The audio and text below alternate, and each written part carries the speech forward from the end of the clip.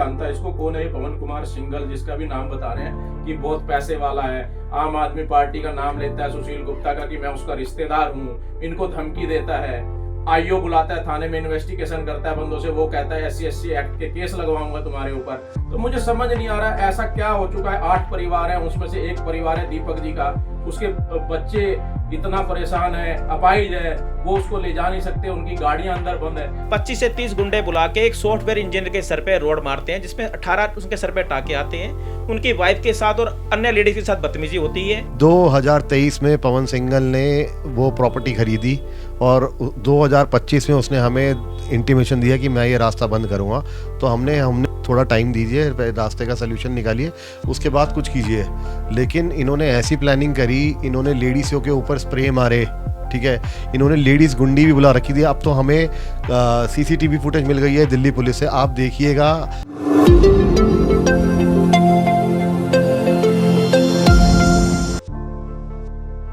न्याय की तलाश में निकले लोगों पर जब अत्याचार हो और सिस्टम खामोश रहे तो सवाल सिर्फ एक मामले का नहीं, पूरी कानून व्यवस्था का उठता है। हम बात कर रहे हैं नांगल से सामने आए उस सनसनीखेज मामले की, जहां एक प्रॉपर्टी विवाद ने हिंसक रूप ले लिया और पीड़ित आज भी इंसाफ की राह देख रहा है। यह मामला नांगल की एक रिहायशी सोसाइटी से जुड़ा है, जहां सोसाइटी के मेन गेट और बेसमेंट के इस्तेमाल को लेकर विवाद शुरू हुआ। आरोप है कि सोसाइटी के बेसमेंट को एक निजी कंपनी को किराए पर दिया जा रहा था, जिस पर सोसाइटी में रहने वाले लोगों ने आपत्ति जताई।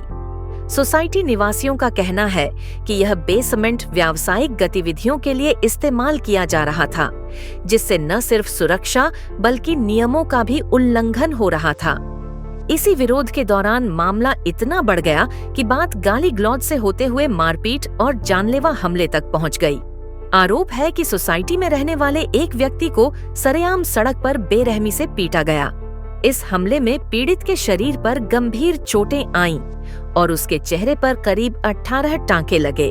घटना के बाद पीड़ित और उसके परिवार ने तुरंत पुलिस में शिकायत दर्ज कराई। मैं हूं रण सिंह चौधरी, आप देख रहे हैं टाइम इंडिया टीवी नेटवर्क, और आज हम ऐसी खबर दिखाएंगे जो आप देखकर चौंक जाएंगे, क्योंकि 16 अक्टूबर का मामला है और नांगल के लाजवंती गार्डन में एक रिहायशी मकान में रह रहे मालिकों पर एक बिजनेसमैन ने जानलेवा हमला किया और उनका जबरन रास्ता वेल्डिंग करके गेट बंद कर दिया गया और उसमें आपस में मारपीट हुई। लेकिन लोगों का यह कहना है कि यह जानलेवा हमला पवन सिंघल, जो MS इंस्टीट्यूट बेसमेंट में अनलीगल तरीके से चला रहा है, उसको लेकर सारा मामला सामने आया, क्योंकि वो अपनी ज़मीन बता रहा है कि मेरा रास्ता है, लेकिन वहाँ पर 8 मकान अलग अलग बने हुए हैं, जिनका मेन रास्ता लगभग 15-20 साल से खुला हुआ है, ऐसा बताया जा रहा है। लेकिन जब ऐसे चलते हुए सिंघल ने वहाँ पर किसी को रिहायशी किराए पर भी दिया हुआ है मकान, लेकिन उनको देखते हुए उन्होंने उनका रास्ता वेल्डिंग करके और कुछ हमलावरों को बुलाकर वहाँ पे ज़बरदस्ती गेट बंद कराया गया और मारपीट की। लेकिन मौके पर जब मायापुरी थाने की पुलिस पहुँचती है तो दोनों पार्टी को बैठाकर ले जाती है, लेकिन अभी उसमें कोई सुनवाई नहीं हुई, क्योंकि जो हमलावर है उन्होंने नवनीत शर्मा, जो सॉफ्ट इंजीनियर है, उनका सिर पर जो लोहे की राड लगी है उसमें 18 टांका है। ये मामूली मामला नहीं है, क्योंकि 18 टांके बहुत बड़ी बात है और वो कैसे बचा, ये भगवान की कृपा है। लेकिन उम्मीद नहीं थी, हालत गंभीर थी, लेकिन फिर भी ऐसा देखते हुए मायापुरी थाने ने किसी भी तरह की उसमें कार्रवाई नहीं की और ना ही उसमें फिर पीड़िता धीरे धीरे ठीक आया, चलता रहा, लेकिन उस पर कोई सुनवाई पुलिस ने कुछ भी नहीं किया। एक तरफा मामला किया, यूँ कहे कि दूसरी पार्टी हमलावर पैसों वाली बताई जा रही है, ऐसा वहाँ के लोगों का कहना है। तो पैसों के दम पर मायापुरी पुलिस ने कोई कार्रवाई नहीं की। आइए अब हम बात कर लेते हैं, जो हमारे पास नवनीत शर्मा जी हैं, जो सॉफ्टवेयर इंजीनियर है, जो उनके साथ ये हादसा हुआ, उनका क्या कहना है और उनको कहाँ जाना पड़ा इंसाफ के लिए, क्योंकि दिल्ली पुलिस से तो इनको इंसाफ नहीं मिला, लेकिन दूसरा इंसाफ कहाँ जाकर मिला अब ये खुद ही बताएंगे इनके अपने वाणी से। सर क्या कहेंगे, आपके साथ क्या हुआ और किस दिन का मामला था पूरा? ये मामला 16 अक्टूबर का था।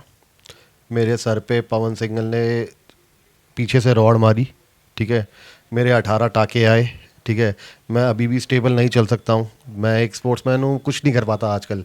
ज़िंदगी में डिप्रेशन में था। पुलिस कोई एक्टिविटी नहीं कर रही थी, कुछ नहीं कर रही थी। मेरे को भैया मिले, विकासदीप भैया और मुकेश भैया, इन्होंने केस फाइल करा और वहाँ से फिर इन्होंने आज पूरे 2 महीने बाद आज FIR रजिस्टर हुई है और मुझे उम्मीद है कि अपनी कानून व्यवस्था पे, अपने कोर्ट में, कि मुझे पूरा प्रॉपर इंसाफ मिलेगा। ये मुद्दा क्या था, क्यों आपके साथ झगड़ा हुआ और किस तरह किया गया? जी, हम एक जहाँ हम रहते हैं वो 3 प्लॉट थे। उन 3 प्लॉटों का कॉमन रास्ता एक ही था, ठीक है, जो हम पिछले 10 साल से यूज़ कर रहे थे। जब से हम वहाँ रह रहे हैं हम वो रास्ता यूज़ कर रहे थे। 2023 में पवन सिंगल ने वो प्रॉपर्टी ख़रीदी और 2025 में उसने हमें इंटीमेशन दिया कि मैं ये रास्ता बंद करूँगा। तो हमने थोड़ा टाइम दीजिए, रास्ते का सलूशन निकालिए, उसके बाद कुछ कीजिए। लेकिन इन्होंने ऐसी प्लानिंग करी, इन्होंने लेडीज़ों के ऊपर स्प्रे मारे, ठीक है। इन्होंने लेडीज़ गुंडी भी बुला रखी थी। अब तो हमें CCTV फुटेज मिल गई है दिल्ली पुलिस से, आप देखिएगा उसके अंदर लेडीज़ गुंडियाँ बुला रखी हैं और पता नहीं इतनी गाड़ियाँ आई हैं जिसमें गुंडे भर भर के आए हैं सिर्फ एक दीवार लगाने के लिए, और उस एक दीवार के लिए वो खुद मेरे सर पे रॉड मार रहा है। तो बस आधा इंसाफ मिल चुका है कि FIR रजिस्टर हो गई है। पूरा इंसाफ बस हमें कानून दे दे, मेरी यही विनती है। आपने देखा और आपको हम ये बता दें, जिस गाड़ी में हमलावर भरकर आए थे वे गाड़ी भी होगी बंद, क्योंकि इसमें एक्शन ले रहे हैं एडवोकेट विकासदीप जी और एडवोकेट मुकेश तंवर जी। आइए बाकी उनसे जान लेते हैं तो कितनी मेहनत की होगी और कैसे कैसे कार्रवाई की है। सर क्या कहेंगे? सबसे पहले तो आपका बहुत बहुत धन्यवाद टाइम मीडिया का, जो आप अपना कीमती समय निकाल के यहाँ आए। मैं आपको ये बताते हुए मुझे बड़ा दुख हो रहा है कि हम दिल्ली देश की राजधानी में रह रहे हैं, जहाँ प्रधानमंत्री, राष्ट्रपति जी, गृह मंत्री सभी यहीं रहते हैं, और उनकी नाक के नीचे दिल्ली पुलिस थाना मायापुरी की नाकामी। मुझे कहते हुए बड़ी शर्म आ रही है कि एक सॉफ्टवेयर इंजीनियर और 8 एजुकेटेड फैमिली है जो एक जगह पे रह रही हैं, और अपराधी लोगों ने गुंडे बुला के दिन दहाड़े, दिन के 11:30 बजे 25 से 30 गुंडे बुला के एक सॉफ्टवेयर इंजीनियर के सर पे रोड मारते हैं, जिसमें 18 उसके सर पे टाके आते हैं। उनकी वाइफ के साथ और अन्य लेडीज़ के साथ बदतमीजी होती है, और पुलिस की कंप्लेन होने के बाद भी 21/10/2025 को कंप्लेन होने के बाद भी मायापुरी थाना FIR नहीं काटता, जिसकी कंप्लेंट पीड़ित पक्ष ने दिल्ली पुलिस कमिश्नर को, नेशनल ह्यूमन राइट कमीशन को और हर जगह करी है कि मुझे इंसाफ दिला जाए इन अपराधियों को। जब कोई पवन कुमार सिंगल अपराधी हैं जिनके खिलाफ इन्होंने कंप्लेंट दी थी, और उसके अन्य साथी जो अपराधी हैं उन पे FIR काटी जाए। मुकेश जी क्या कहेंगे, आज जो आपने इंसाफ दिलाया पीड़ित को? रण सिंह जी, अभी इंसाफ आधा मिला है, अभी आधा अधूरा है। अभी हम नहीं कह सकते कि इंसाफ मिला है, बट हमारी पहली प्रक्रिया शुरू हो चुकी है। लेकिन मैंने जो अभी CCTV फुटेज देखे हैं उसमें हमारे एक साथी जो वकील हैं, द्वारका कोर्ट में हैं, वो भी मौजूद थे उस मौके पर जब उनकी दीवार चिनवाई गई। और जो मैंने अभी 2 नाम और देखे हैं उनमें, जो उन्होंने किसी को झूठा एडमिट कराया केस में, वहाँ पे कि हॉस्पिटल में एडमिट कराया अपने पक्ष को, वो शाम तक 3 बजे तक वहाँ पे दीवार बनवा रहे हैं खड़ा करके। इसके बाद भी उन लोगों को थोड़ी सी भी, ये जो आप बता रहे हैं, मैं नहीं जानता इसको कौन है, पवन कुमार सिंगल जिसका भी नाम बता रहे हैं कि बहुत पैसे वाला है, आम आदमी पार्टी का नाम लेता है, सुशील गुप्ता का, कि मैं उसका रिश्तेदार हूँ, इनको धमकी देता है, IO बुलाता है, थाने में इन्वेस्टिगेशन करता है बंदों से, वो कहता है SC/SC एक्ट के केस लगवाऊंगा तुम्हारे ऊपर। तो मुझे समझ नहीं आ रहा ऐसा क्या हो चुका है। 8 परिवार हैं, उसमें से एक परिवार है दीपक जी का, उसके बच्चे इतना परेशान है, अपाहिज है, वो उसको ले जा नहीं सकते, उनकी गाड़ियां अंदर बंद है। हमारा प्रशासन ऐसा क्या कर रहा है, क्या चाहता है कि ये 8 परिवारों को इंसाफ नहीं मिल रहा। अब हम आपकी मीडिया के माध्यम से ये बताना चाहते हैं कि आप इसको इतना फैलाओ जो हमारे अमित शाह जी के पास जाए, मोदी जी के पास जाए, ये सारी चीजें, हमारा गृह मंत्रालय इनमें इन्वॉल्व हो और इस परिवार को इंसाफ मिले। मेरी आपसे हाथ जोड़ के यही विनती है कि इस परिवार को रण सिंह जी आपके चैनल के माध्यम से इंसाफ मिले।